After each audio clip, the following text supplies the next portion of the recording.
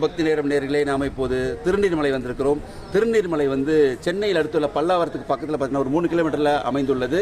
இங்கே வந்து யார் இருக்கிறார் என்றால் பெருமாள் இருக்கிறார். பெருமாள் வந்து சயன கோலம், சாந்த நரசிம்மர் மற்றும் உலகளந்த பெருமாளாக காட்சி அளிக்கிறார். அப்புறம் பார்த்திங்கன்னா இது வந்து மலை மேலே இருக்கும். இந்த மலை மேலே வந்து பார்த்திங்கன்னா ஒரு 150 படிக்கட்டு ஏறி வந்தால் பெருமாள் தரிசிக்கலாம். ஆனால் இப்போ வந்து வராதுங்க. ஒரு 1 இயர் வந்து இங்கே வந்து இப்போ ரெனோவேஷன் நடக்குது, கும்பாபிஷேகம் நடத்த போகிறாங்க. ஸோ அதனால் வந்து திருப்பணிகள் நடப்பதனால் வயதான பக்தர்கள் வந்து நீங்கள் என்ன பண்ணுங்கன்னா இந்த படிக்கட்டு ஏறுறது ரொம்ப கஷ்டமாக இருக்கும். அதனால் கீழே வந்தால் நீங்கள் சுவாமி பார்க்கலாம், மேலே வந்தால் வந்து சுவாமி பார்க்க முடியாது. படங்கள் தான் வரைஞ்சி வச்சுருக்காங்க.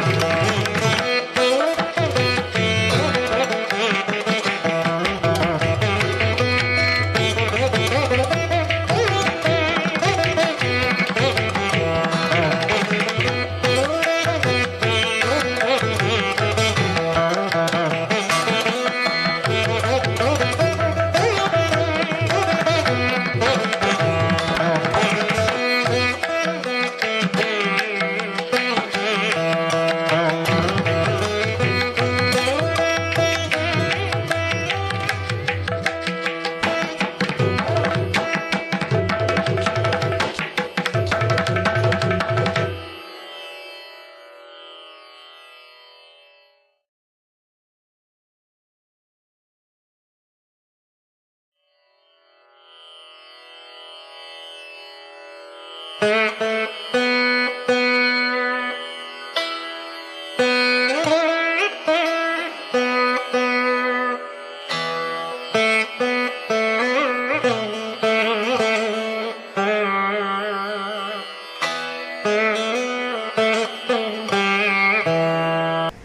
அதாவது இது திருநீர்மலைன்ற பேர் ஏன் வந்துன்னா இது நீர்வண்ண பெருமாள். நீர்வண்ண பெருமாள் வந்து என்னென்னா இங்கே வந்து நின்றால், இருந்தால், நடந்தால், கிடந்தான், அதாவது 4 கோலங்களை வந்து நீங்கள் ஒரு பெருமாள் வந்து நமக்கு வந்து அருள் பாலிக்கிறார்.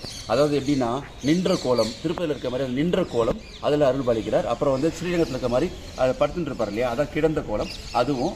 அப்புறம் நடந்தால் வந்து உலகளந்த பெருமாள், அதாவது நடந்த கோலம். அப்புறம் இருந்தால் வந்து நரசிம்மர் வந்து சாந்த ஸ்வரூபத்தில் இருக்கார். ஸோ 4 ரூபமாக வந்து பெருமாள் வந்து நமக்கு வந்து இங்கே வந்து அருள் பாலிக்கிறதுனால இதை வந்து பார்த்திங்கன்னா திருமங்கை ஆழ்வார், அதுக்கப்புறம் பார்த்திங்கன்னா பூதத்தாழ்வார், இவங்கெல்லாம் வந்து இந்த தேசத்தை வந்து இந்த திவ்ய தேசத்தை வந்து நீங்கள் இங்கே வந்து ஒரு முறை நீங்கள் வந்து வணங்கினீர் என்றால் இது வந்து 4 திவ்ய தேசத்தை கண்ட பலனை அளிக்கிறது என்று சொல்லியிருக்கிறார்கள். இதில் பார்த்தீங்கன்னா இங்கே பெருமாளுக்கு வந்து பார்த்திங்கன்னா நார்மலாக வந்து 8 சயன கோலம் சொல்லுவாங்க. அது 8 சயன கோலத்தில் ஒரு பெருமாள் ஒரு இதில் வந்து சயன கோலத்தில் இருப்பார். இங்கே வந்து மாணிக்க சயன கோலத்தில் இருக்கிறாரு.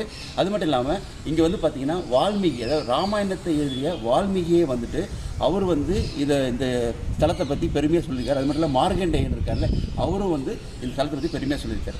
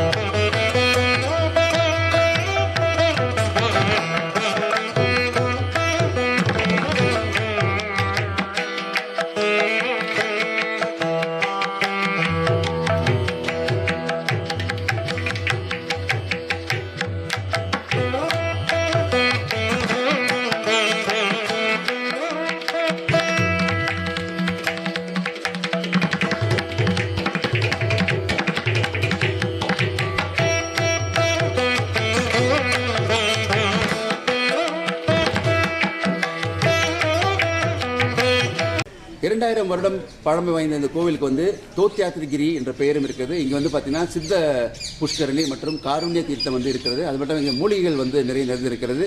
இந்த கோயில் வந்து முதலே சொல்லியிருந்தேன், பல்லாவரத்துலேருந்து உள்ளேருந்து ஒரு 3 கிலோமீட்டர் இங்கே வந்தீங்கன்னா. ஆனால் என்ன ஒரு வீடுனா இங்கே வந்து இப்போ திருப்பணி நடப்பதனால் இப்போ அடுத்த வருடம் ஆவணி மாதம் வந்து திருப்பணிகள் வந்து முடிந்துவிடும். முடிஞ்சிச்சுன்னா வந்து நம்ம வந்து நல்லதாக நம்ம தரிசனம் பண்ணலாம். இப்போ வந்து பார்த்தீங்கன்னா மலை மேலே ஏறலாம் வந்து வயசானவர்கள் வந்து கொஞ்சம் வந்து அவாய்ட் பண்ணி நல்லதுன்னு நினைக்கிறேன். ஏன்னா இப்போ வந்து வெறும் பெயிண்டிங்ஸ் இந்த படங்கள் வரைஞ்சி தான் வந்து அதுக்கு தான் வந்து தீபார்த்தனை காட்டி வந்து எல்லாருக்கும் வந்து சடையெல்லாம் வச்சு கொடுத்துட்ருக்காங்க. ஸோ வந்து நீங்கள் வந்து மூலவரை பார்க்க முடியாது, உச்சவரை பார்க்கலாம், அந்த பெயிண்டிங் பார்க்கலாம். அப்புறம் வந்து கோயிலை வந்து என்னை பார்த்துட்டு என்ஜாய் பண்ணலாம். நேயர்களே, வரும் காலங்களில் பல கோயிலுக்கு சென்று இதே போல் ஒளிப்பதிவு செய்து உங்களுக்கு எடுத்து வழங்க இருக்கிறோம். அதுவரை உங்களது விடைபெறுவது அருள்ராஜ். நன்றி, வணக்கம். பக்தி நேரத்திற்காக.